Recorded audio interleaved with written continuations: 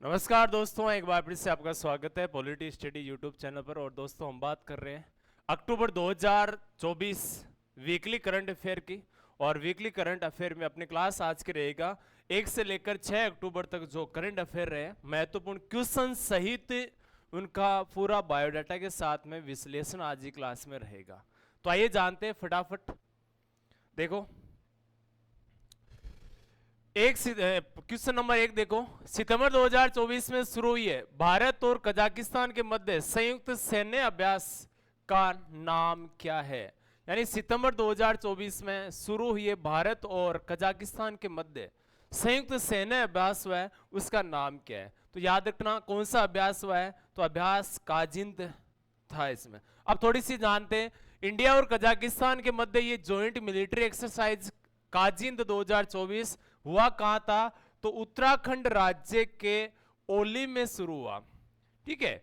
और दूसरी बात थोड़ी सी जान लेते हैं, काजिंद 2024 है क्या। तो इसका देखो एडिशन ये हाल ही में 2024 में 8वां एडिशन हुआ है। स्टार्ट की बात करें तो 2016 से शुरू हुआ था, 2024 में 8वां एडिशन हो गया। इसमें कंट्री कौन सी देश इसमें इन्वॉल्व है, तो याद रखें इंडिया और कजाकिस्तान के मध्य ये होता है। और 7वां एडिशन 2023 में कहां हुआ था, तो कतर कजाकिस्तान में हुआ था। देखो इसमें नंबर 2 क्वेश्चन, दादा साहब फाल्के पुरस्कार 2024 के प्राप्तकर्ता कौन है। दादा साहब फाल्के पुरस्कार 2024 के प्राप्तकर्ता कौन है, तो ये 2024 का जो फाल्के पुरस्कार है वो मिला है मिथुन चक्रवर्ती। कौन है मिथुन चक्रवर्ती, क्या है ये पुरस्कार।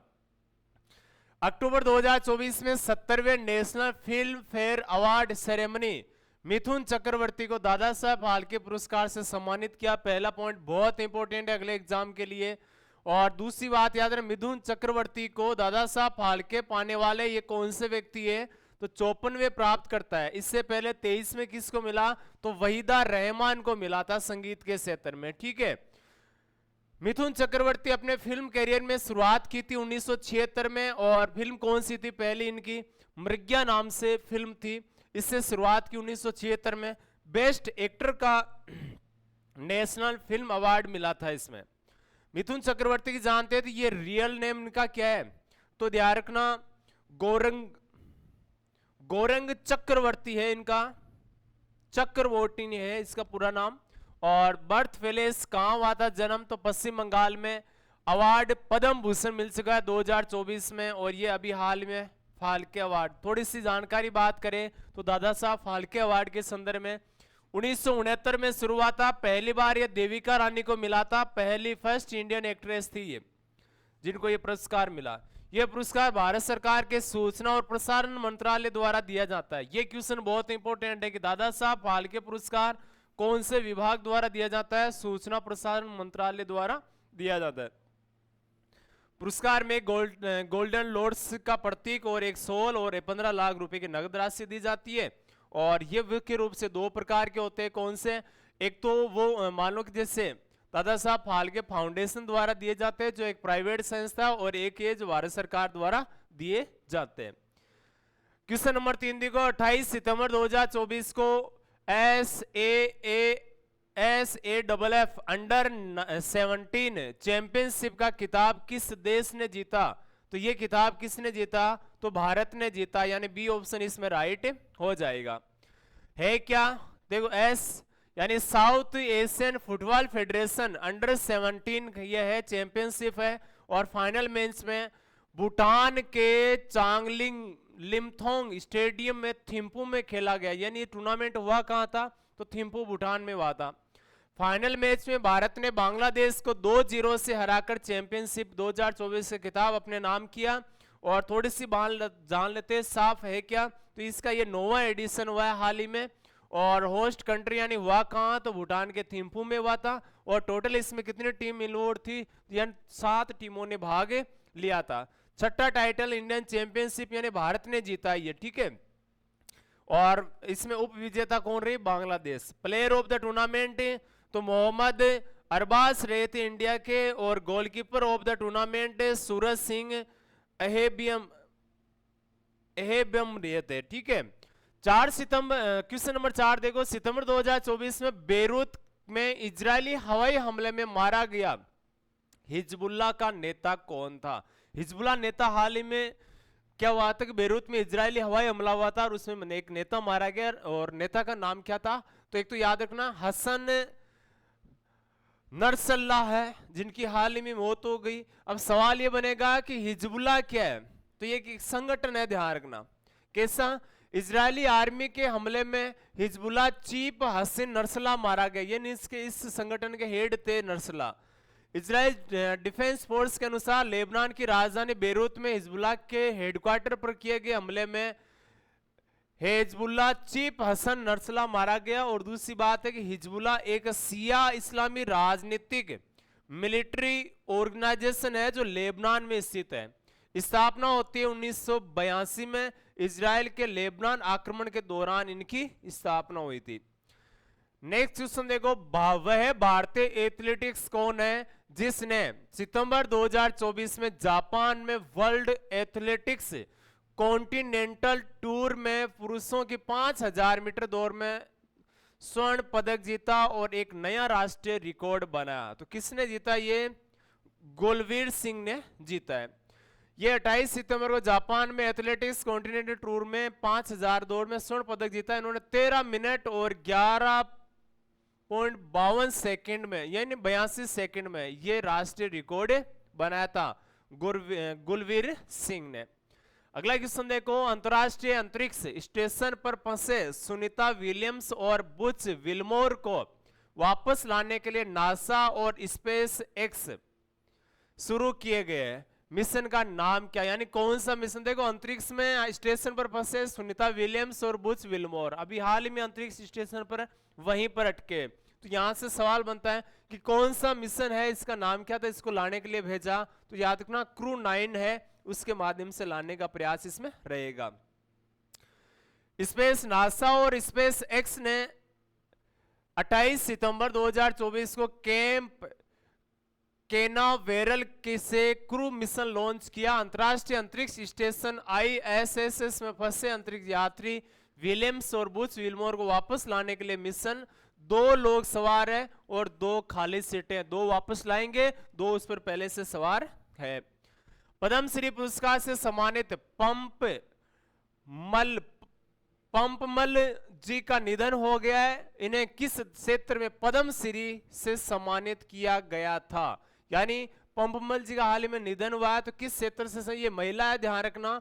इनको जैविक कृषि में पद्मश्री मिला हुआ है, ठीक है। और ये तमिलनाडु की महिला किसान है पंपमल जी, और इनका हाल ही में निधन हो गया है। और ये ऑर्गेनाइक यानी मैं बात करूं कि जैविक कृषि से संबंधित जुड़ी हुई है। और इनको जो पद्मश्री अवार्ड मिला था, कब मिला था? 2021 में इनको अवार्ड मिला था। खेतों में मिलेट्स, पल्स, वेजिटेबल्स उगाती थी और ऑर्गेनिक की फार्मिंग उनकी रुचि के कारण इन्हें कई प्रयोग भी इसमें किए। 8वां क्वेश्चन देखो, सितंबर 2024 में तूफान हेलेन से कौन सा देश प्रभावित हुआ? तो याद रखना इससे अमेरिका प्रभावित है। ये तूफान है हेलेन।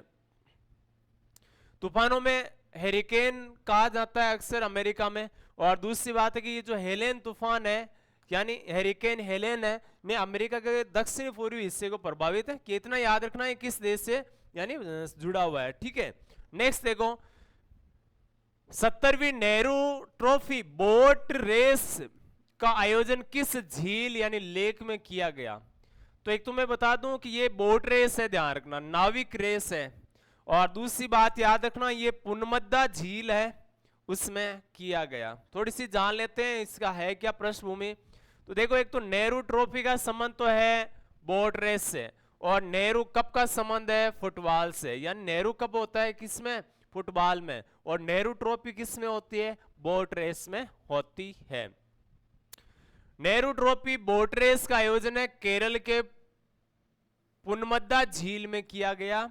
और ये बोट रेस 1952 यानी प्रधानमंत्री नेहरू ने इसकी शुरुआत की थी 1952 में। नौका दौड़ है एक प्रकार से, केरल का एक प्रसिद्ध खेल है नौका दौड़। अगला क्वेश्चन देखो, तेलंगाना सरकार द्वारा शुरू किए गए तेलंगाना दर्शनी कार्यक्रम का उद्देश्य क्या है? दर्शनी सीधी सी बात है कि कौन से क्षेत्र से जुड़ा हुआ है, क्या इसका उद्देश्य है? तो छात्रों को यानी एक तो ऐतिहासिक स्थलों का संरक्षण है, छात्रों के लिए ऐतिहासिक स्थलों का भ्रमण है, पर्यटन के लिए सुविधाएं प्रदान करना, सांस्कृतिक कार्यक्रमों का आयोजन करना। तो सीधी सी बात है कि दर्शनीय है तो भ्रमण में होंगे दर्शन, ठीक है। तो पर्यटन ऐतिहासिक स्थलों के दर्शन करवाने से संबंधित है। तेलंगाना सरकार ने इस कार्यक्रम को शुरू किया है, तो एक तो याद रखना, थोड़ी सी जानकारी इसके लिए, ऐतिहासिक स्थलों का भ्रमण करना इनका प्रमुख उद्देश्य है, और छात्रों की समृद्ध सांस्कृतिक विरासत ऐतिहासिक स्थलों, वैज्ञानिक स्थलों से जोड़ने में यह कार्यक्रम मदद करेगा। क्वेश्चन नंबर 11 देखो, उदयनिधि स्टालिन को किस राज्य या केंद्र शासित प्रदेश का उप मुख्यमंत्री बनाया गया है? उदयनिधि स्टालिन किस राज्य का बनाया गया है? तो तमिलनाडु राज्य का उप मुख्यमंत्री बनाया गया। एक चीज बता दूं, ये उप मुख्यमंत्री भारतीय संविधान के किसी भी अनुच्छेद में उल्लेखित नहीं है, तो ये पद कैसा हुआ? ये असंवैधानिक पद है, ध्यान रखना, ठीक है। संविधान में कहीं उल्लेख नहीं है इसका। तमिलनाडु सरकार ने स्टालिन को राज्य का डिप्टी चीफ मिनिस्टर बनाया है, और स्टालिन मुख्यमंत्री एमके स्टालिन के बेटे हैं, जो कि तमिलनाडु गवर्नमेंट ने यूथ वेलफेयर और मिनिस्टर ऑफ स्पोर्ट डेवलपमेंट दिया है इनको, ठीक है। अगला क्वेश्चन देखो, सशस्त्र सेना चिकित्सा सेवा की पहली महिला महानिदेशक किससे बनाया? देखो, एक तो चिकित्सा सेवा से है, और दूसरी बात है ये महिला है, और तीसरी बात है इनको बनाया क्या है? महानिदेशक, यानी डीजी बनाया है। तो किसको बनाया है? तो ये एक ना इसमें surgeon vice admiral Ritu Karidhan, admiral Nalathambi, Kalaiselvi, Chandrika Shah और आरती सरीन। तो किसको बनाया है? आरती सरीन को बनाया है। देखो, आरती सरीन को medical services director general appoint किया है, और जिसके साथ ही surgeon vice admiral Arti Sarin armed forces medical services director general बनने वाली पहली महिला बन चुकी है। यह महत्वपूर्ण है, मेडिकल से ये बनने वाली पहला डीजी है, ध्यान रखना, महिलाओं की बात करें तो। और आरती सरीन है ये 46वें महानिदेशक पद पर नियुक्त हुई। आपसे सवाल पूछा जाएगा कि हाल ही में मेडिकल विभाग की 46वीं महानिदेशक किसको बनाया गया है, और किसके स्थान पे? तो लेफ्टिनेंट जनरल है दलजीत सिंह के स्थान पे नियुक्त किया गया है। नेक्स्ट देखो, अगस्त 2024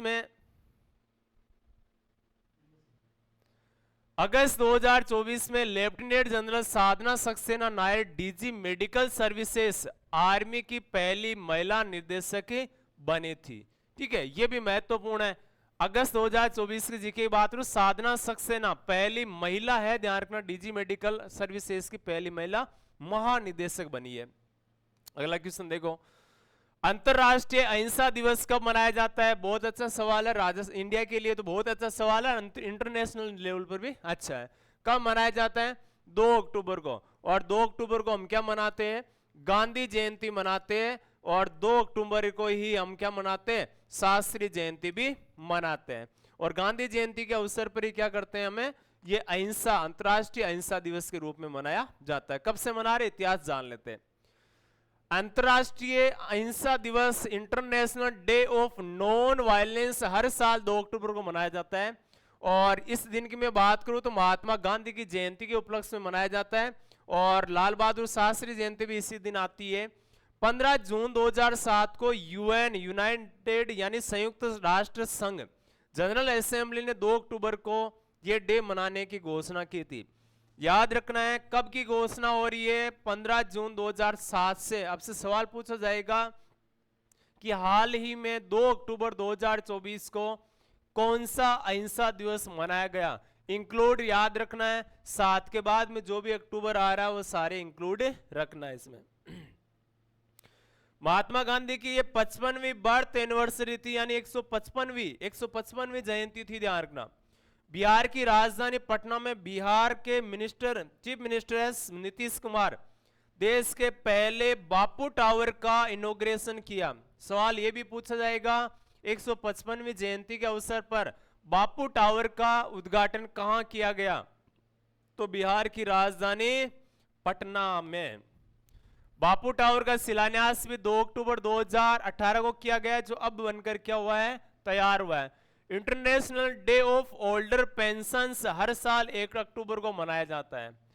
यानी वृद्ध पेंशंस दिवस कब मनाया जाता है, तो 1 अक्टूबर को मनाया जाता है। अनुराग जैन को किस राज्य का मुख्य सचिव नियुक्त किया गया है, तो एक तो पॉइंट याद रखना, अनुराग जैन को बनाया मध्य प्रदेश का मुख्य सचिव, ठीक है। अनुराग जैन को अच्छा सीएस यानी मुख्य सचिव नियुक्त किया है। ये 1989 के आईएएस ऑफिसर है जिन्हें वीरा राणा के स्थान पे मध्य प्रदेश का चीफ सेक्रेटरी बनाया है। मुख्य सचिव एक प्रशासनिक पद होता है, सर्वोच्च प्रशासनिक पद होता है, जिसकी हालांकि ये एक आईएएस अधिकारी होता है मुख्य सचिव, जिसकी नियुक्ति है मुख्यमंत्री द्वारा सचिव के तौर पे की जाती है, ठीक है। बाकी रिटायरमेंट एज इनकी 60 वर्ष होती है और जब तक मुख्यमंत्री चाहे तब तक रह सकता है, बाकी ट्रांसफर जब चाहे हो सकता है इनका, ठीक है। और ऐसे व्यक्ति को बनाया जाता है जिसे 28 से 30 साल लगभग प्रशासनिक सेवा का अनुभव होता है। नेक्स्ट देखो, भारतीय नौसेना का शीर्ष अंतरराष्ट्रीय वार्षिक सम्मेलन है इंडो पैसिफिक रीजनल डायलॉग 2024 का आयोजन कहां किया जाएगा। देखो ये महत्वपूर्ण है कि अंतरराष्ट्रीय वार्षिक सम्मेलन है इंडो पैसिफिक रीजनल का डायलॉग का आयोजन, डायलॉग का मतलब होता है एक वार्ता होती है समूह के मध्य, क्या कहां किया जाएगा, तो नई दिल्ली भारत में किया जाएगा।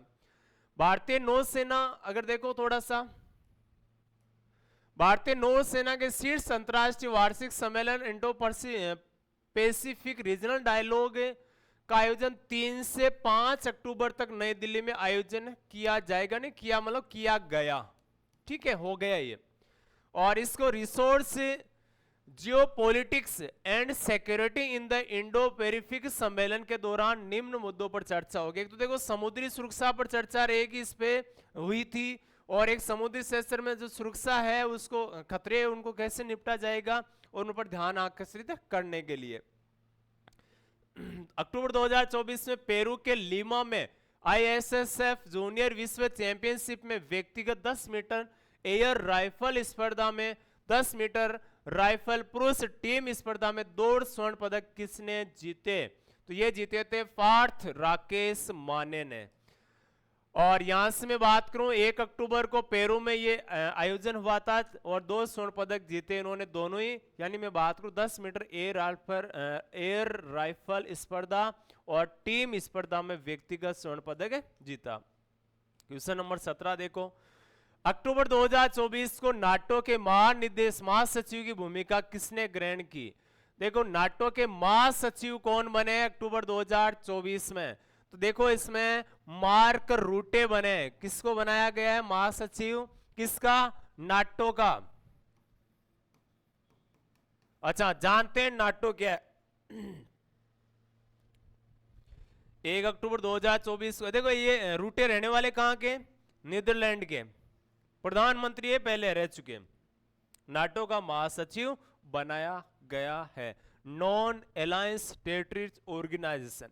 आगे देखो 2024 में मेक्सिको की पहली महिला राष्ट्रपति के रूप में किसने शपथ ली, तो मेक्सिको की पहली महिला राष्ट्रपति बनी है मैनुएल लोपेज ओब्रेडोर। क्लाउडिया सीनबाम इनकी पहली महिला राष्ट्रपति बनी है, ध्यान रखना किसकी, मेक्सिको की। सीनबाम मेक्सिको की ये बनने वाली शपथ ली इस पर राष्ट्रपति के तौर पे। और मोरेना पार्टी का नाम क्या है, जैसे में भाजपा कांग्रेस है वैसे अंतरराष्ट्रीय स्तर पे मोरेना पार्टी से संबंधित है, जो कि पूर्व राष्ट्रपति एंड्रेस मैनुएल लोपेज ओब्रेडोर के स्थान पे चुनी गई है। प्रेसिडेंट के रूप में सिन्हा का कार्यकाल है 6 साल का रहेगा, यानी 24 से लेकर 30 तक इनका कार्यकाल रहेगा। और ये उत्तरी अमेरिका का एक देश है और राजधानी क्या है इसके, मेक्सिको सिटी है। याद रखना है कि कार्यकाल कितना होता है मेक्सिको में राष्ट्रपति का, 6 साल का होता है। 19 नंबर क्वेश्चन देखो, पुनर्गठित मौद्रिक नीति समिति एमपीसी के अध्यक्ष कौन है। आरबीआई के डिप्टी गवर्नर, आरबीआई के गवर्नर, भारत के वित्त मंत्री, आर्थिक सलाहकार, तो कौन है इसके, आरबीआई के गवर्नर है। भारत सरकार ने 1 अक्टूबर 2024 को मौद्रिक नीति समिति का पुनर्गठन किया है और आरबीआई के गवर्नर इसके पदेन अध्यक्ष होते हैं, हमेशा ध्यान रखना इसमें, ठीक है। 3 अक्टूबर 2024 को नई दिल्ली में आयोजित पर्यावरण और वन्य जीवन पर अंतरराष्ट्रीय फिल्म महोत्सव फोरम, यानी इसका थीम क्या था, फोरम क्या था इस महोत्सव का, तो इसका थीम था वातावरण, यानी फोरम क्या था इसका, वातावरण, पर्यावरण और जनजीवन वन्य जीव अंतरराष्ट्रीय फिल्म महोत्सव फोरम वातावरण का उद्घाटन है 3 अक्टूबर 2024 को पर्यावरण भवन नई दिल्ली में किया गया। तो याद रखना है वातावरण, पॉइंट नोट करना है आपको, ठीक है। नेक्स्ट देखो, आईसीसी महिला T20 विश्व कप 2024 आयोजित किया जा रहा है, किस देश में आयोजित हो रहा है, तो संयुक्त अरब अमीरात में। और हाल ही की घटना है कि कल महिला जो इसमें मैच हुआ था पहला, इंडिया और पाक के मध्य जो मैच हुआ था, उसमें पाकिस्तान को इंडिया ने क्या कर दिया, पराजित कर दिया, ठीक है। और वर्तमान में 3 से 20 अक्टूबर तक चलेगा। शारजाह और दुबई संयुक्त अमीरात में है, दोनों ही जगह वहां पर आयोजित किया जा रहा है। 22 नंबर क्वेश्चन देखो, अक्टूबर 2024 में कैबिनेट द्वारा किन भाषाओं को शास्त्रीय भाषा का दर्जा दिया। महत्वपूर्ण क्वेश्चन है, नोट कर लेना, एग्जाम में 100% पूछा जाएगा, बहुत महत्वपूर्ण है। कौन सी भाषाओं को, तो याद रखना, देखो अक्टूबर हाल ही में, और भाषाएं क्या याद रखना, एक तो अपने जो मुख्यमंत्री प्रधानमंत्री जी कौन से राज्य के रहने वाले, गुजरात के, तो कौन सी भाषा, गुजराती शामिल कर दी। एक याद रखना, सबसे ज्यादा विवाद चल रहा है केंद्र सरकार के किसके मध्य, बंगाल की भाषा को भी शामिल कर दिया शास्त्रीय भाषाओं में। एक याद रखना आपको असमिया, और एक याद रखना है पाली, बहुत प्राचीन भाषाओं में से पाली, और एक याद रखना है प्राकृत। 5 भाषाओं को किसमें शामिल किया है, तो शास्त्रीय भाषाओं में। अब पहले 6 भाषाएं थी, ये 5 शामिल कर दिया, तो शास्त्रीय भाषाओं की संख्या कितनी हो गई, 11 हो गई। देखो इसमें कौन सा है, मराठी, पाली, प्राकृत, असमिया, बंगाली, ठीक है। अच्छा इसमें एक मिनट देखना, मराठी।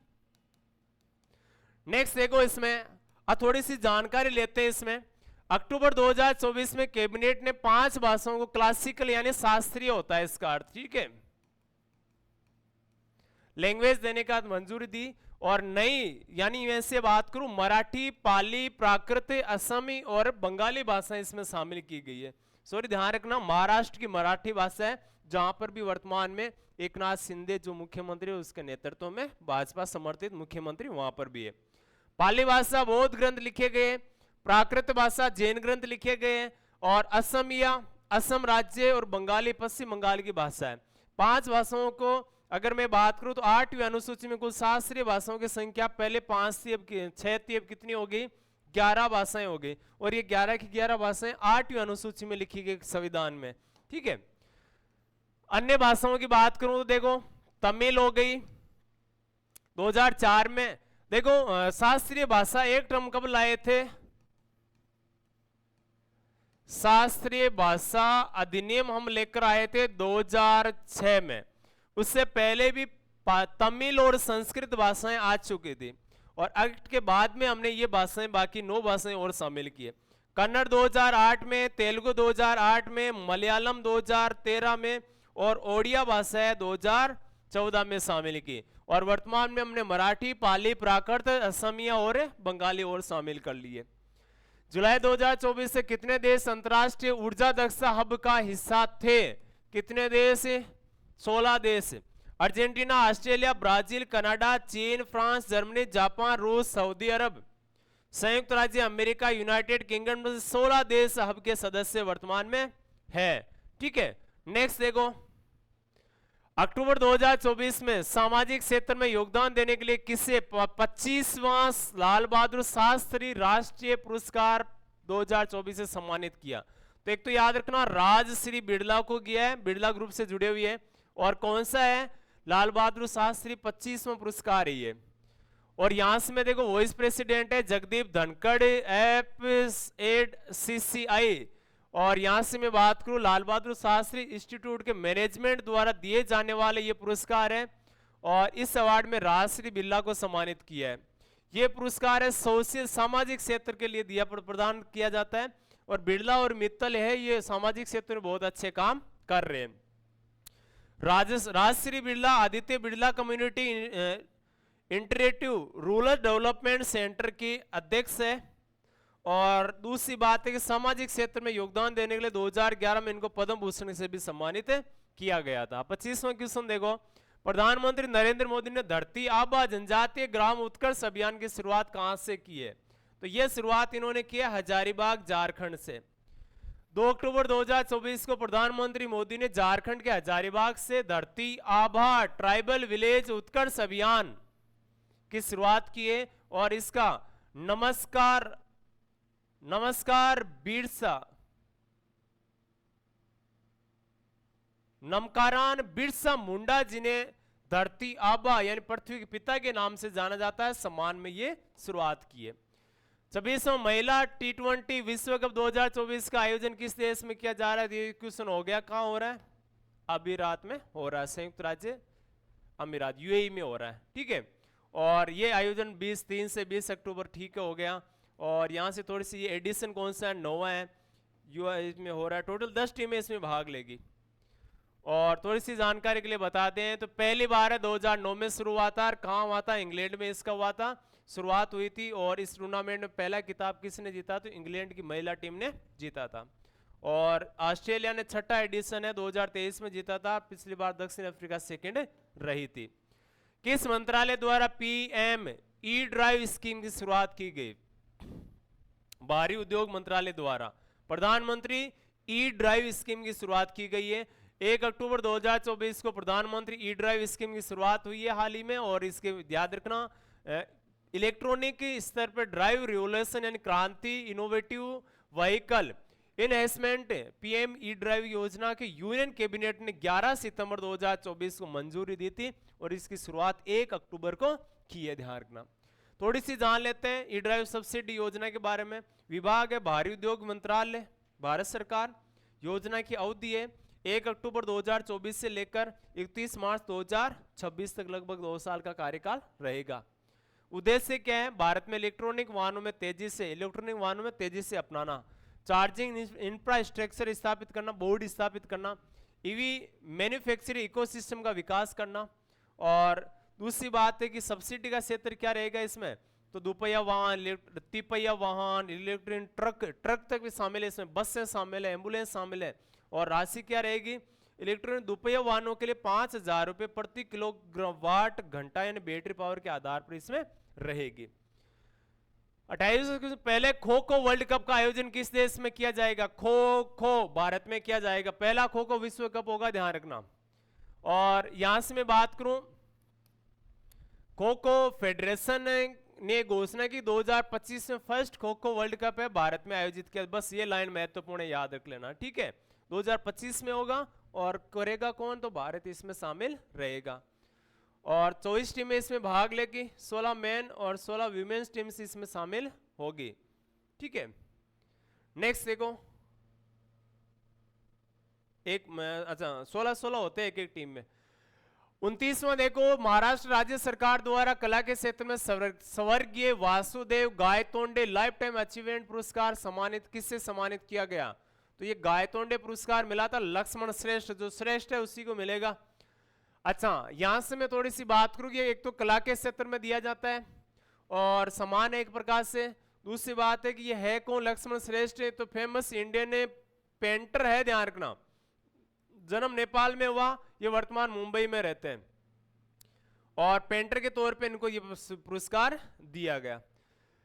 30 नंबर क्वेश्चन, निम्न में से कौन सा संस्थान वित्त मंत्रालय के साथ मिलकर कौटिल्य आर्थिक सम्मेलन 2024 का आयोजन कर रहा है? तो आर्थिक विकास संस्थान कर रहा है, ध्यान रखना। 4 से 6 अक्टूबर न्यू दिल्ली, मान लो कि Delhi institute of economics development finance ministry ने मिलकर कौटिल्य इकोनॉमिक्स कॉन्फ्रेंस 2024 का आयोजन कर रहा है। कौटिल्य इकोनॉमिक्स में मैं बात करूं तो कॉन्फ्रेंस 2024 कौटिल्य इकोनॉमिक्स कॉन्फ्रेंस का 3rd एडिशन ये रहेगा। 31वां क्वेश्चन देखो, वर्ल्ड ग्रीन इकोनॉमिक समिट 2024 का आयोजन किस देश में किया गया है? ग्रीन इकोनॉमिक्स कहां किया गया है? संयुक्त अरब अमीरात। और यहां से मैं बात करूं तो ये मानो कि यूएई के कहां? दुबई में स्थित वर्ल्ड ट्रेड सेंटर, व्यापार सेंटर के स्तर की बात करें तो वहां पर ये किया गया। और दूसरी बात यहां से इसकी थीम आपको याद रखनी है। थीम क्या रहेगी? तो एम्प्रोविंग यानी सुधार के संदर्भ में global action, unlocking opportunities and advancing progress, ये इसकी थीम रहेगी। 32वां देखो, निम्नलिखित में से कौन सा कथन मौद्रिक नीति समिति के बारे में सही है? आपको सत्य कथन चुनना है इसमें से।